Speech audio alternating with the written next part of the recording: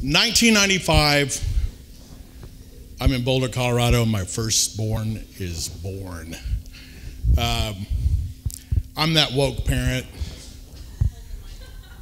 I'm that woke parent that decides that my son doesn't need to be circumcised because there's no medical validity to why it should happen. So I make that choice. And my wife and I, she's finishing grad school at University of Colorado.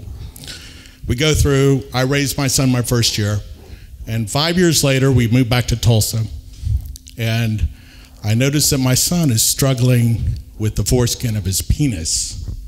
So we take him into St. John's, and the pediatrician says he needs to be circumcised.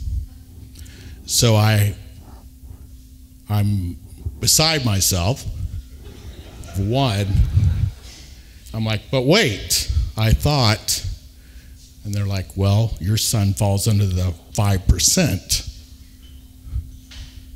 So we schedule it. At St. John, we get him all ready to go. I'm reassuring my son it's a painless procedure. It's going to be fine. You're 5 years old. They're going to put you out. And they won't let me be in the room with him. I'm in the waiting room.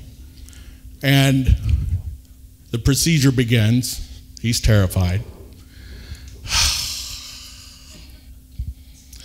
And he wakes up in the middle of it.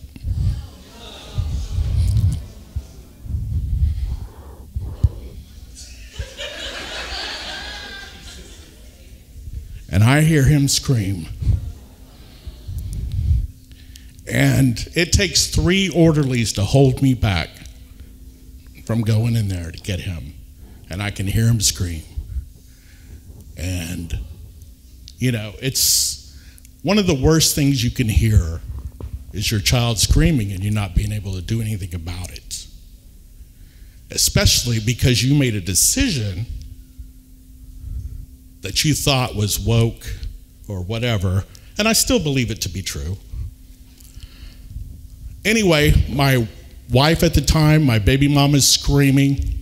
I'm hulking out and tackled to the floor. My nose is bleeding. I got a scrape on my face, and I can still hear my son screaming. So, 20 years from then, and my son's in rehab.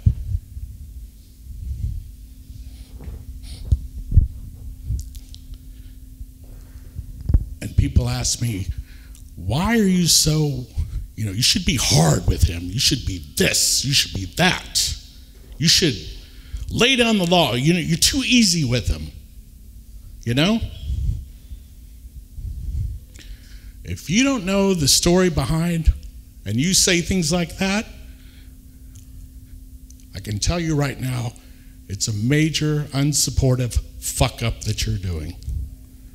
Because the chaos that happened in that room and the terror of hearing my kids scream, I have to spend the rest of my life carrying that and doing whatever I can to get him to a place of safety. Thank you.